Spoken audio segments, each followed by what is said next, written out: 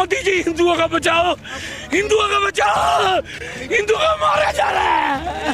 पाकिस्तान नहीं बना होता, इस तरीके से हिंदू नहीं जलाया होता, और जलाता तो फिर उसकी क्या दुर्गति होती या वह भी जानता। बांग्लादेश छोड़ दो, बांग्लादेश छोड़ दो। सिंदूर पहाड़ों की शुरुआत बांग्लादेश से होगी, इनका अंत करने के लिए हम आ रहे हैं। मोहिता मित्रा कह रही कि बांग्लादेश अच्छा देश है, फिर जाए वहाँ क्यों बैठी है यहाँ। और आज अगर हिंदू एक नहीं होगा तो बटेगा तो कटेगा। इसकी कठोर प्रतिक्रिया होनी चाहिए और सब हिंदुओं को मिलकर इसका सामना करना चाहिए। बांग्लादेश में हिंदू युवक दीपू दास की हत्या के बाद बवाल मचा हुआ है। विरोध प्रदर्शन की आग भारत और नेपाल तक पहुंच चुकी है। ये गद्दार है, ये खोर है, ये जो नमक हराम है। बांग्लादेश में जो भी हमारे हिंदू भाई हैं, उनको जलाया जा रहा है, हमारी बहन बेटियों की इज्जत लूटी जा रही है। देश की जनता मोदी सरकार से बांग्लादेश में हिंदुओं की सुरक्षा को लेकर सख्त कदम उठाने की मांग कर रही है। इस बीच उत्तर प्रदेश के मुख्यमंत्री योगी आदित्यनाथ का बड़ा बयान सामने आया है। आप दलितों को वोट बैंक की निगाह से देखते हैं, इसलिए कुछ बोलते नहीं। इसलिए मैं कह रहा हूं ना, देखो बांग्लादेश में एक दलित नौजवान को कैसे जला दिया गया। आप लोग गाजा पट्टी में होने वाले किसी भी उस पर आंसू बहाते हैं, लेकिन आपकी जबान से एक शब्द नहीं निकल रहा है, क्योंकि एक दलित नौजवान मारा गया बांग्लादेश में, और उस नौजवान के मरने पर आपकी जबानें सिल चुकी हैं, क्योंकि आप उसको केवल वोट बैंक के रूप में इस्तेमाल करते हैं। ये राजनीति नहीं है पांडे जी, ये राजनीति नहीं है, ये वो सच्चाई है जो आपकी तुष्टीकरण की नीति है, जिसके कारण बांग्लादेश बना है।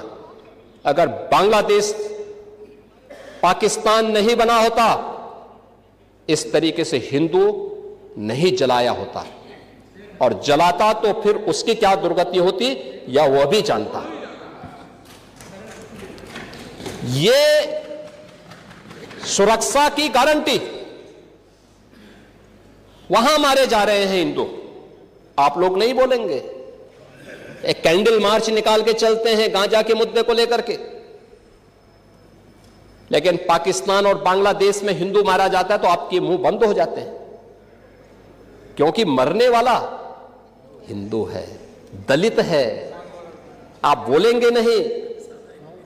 और यही सच्चाई है। निंदा प्रस्ताव पारित होना चाहिए, और यह प्रस्ताव नेता विरोधी दल की तरफ से आना चाहिए। इस घटना की हम भर्त्सना करते हैं और बांग्लादेश सरकार को इस बात की चेतावनी देता हूं, और इसीलिए हम कह रहे हैं नोट करना, ये चीजें होनी चाहिए, और हमारा भी प्रयास होना चाहिए। जब बांग्लादेशी को यहां से निकालेंगे और रोहिंग्या को यहां से बाहर का रास्ता दिखाएंगे, तो उनके समर्थन में मत आना, क्योंकि उनमें से बहुत सारे लोगों के वोट आपने बनवाए हैं, उनके बहुत सारे लोगों के लिए आधार भी बनवाने का पाप किया है आप लोगों ने। इसलिए इन चीजों को ध्यान में रखना, और एक एक चीज की स्क्रीनिंग होगी,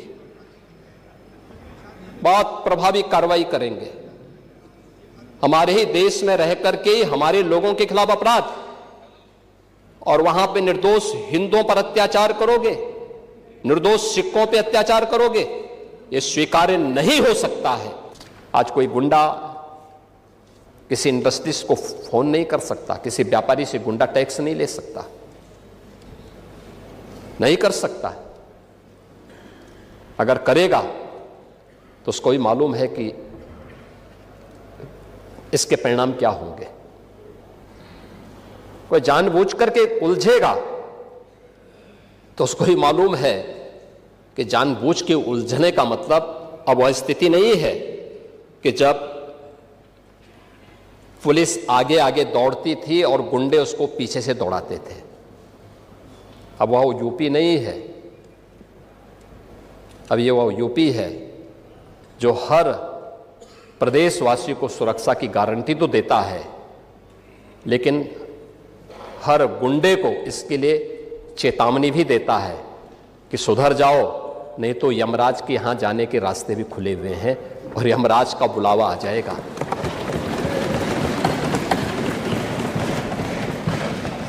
आपके समय में था कि यानी जाति के नाम पे बांटो, भाषा और क्षेत्र के नाम पे लड़ाओ, तुष्टीकरण को बढ़ाओ, अराजकता और वैमनस्यता पैदा करो, यही तो कर रहे थे। दंगे, जंगल राज, माफिया राज, वन डिस्ट्रिक्ट वन माफिया, गुंडा टैक्स, अवैध वसूली। अभी तो मैंने शुरुआत की, ये तो अभी शुरुआत है। सत्ता के संरक्षण में पैरेलल नहीं, 11 वर्ष नहीं, अभी तो आपको जो है 2047 तक इंतजार करना होगा। अभी 2000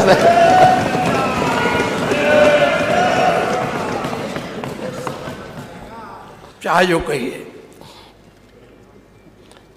आज यानी उस समय हरेक तबके में असुरक्षा का वातावरण था।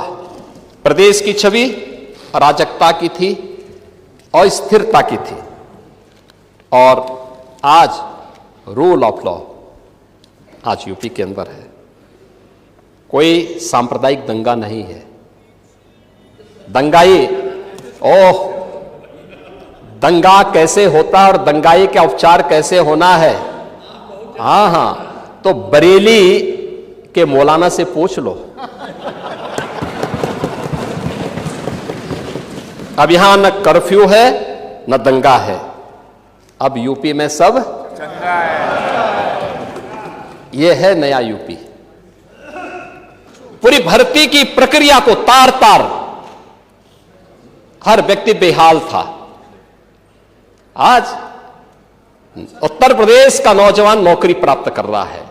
क्या शिक्षा में, क्या उत्तर प्रदेश लोक सेवा आयोग में, क्या अधीनस्थ सेवा चयन आयोग में, क्या पुलिस भर्ती बोर्ड में, और भर्ती की इस प्रक्रिया को ही पारदर्शी बनाने के लिए हम लोगों ने हरेक स्तर पर उस प्रकार के तंत्र को विकसित किया है।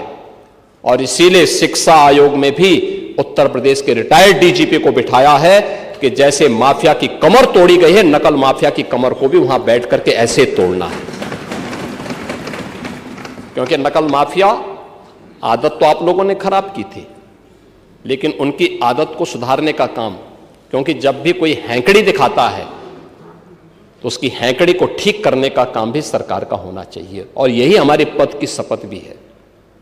एक सज्जन को सुरक्षा, लेकिन दुर्जन को ठिकाना लगाने का काम। परित्राणाय साधूनाम विनाशाय च दुष्कृताम, यही तो है। और इसी के लिए बैठे हैं, भजन करने के लिए थोड़ा बैठे हैं। भजन करना तो हमारे पास मठ पर्याप्त है, उसी में कर लेते हैं।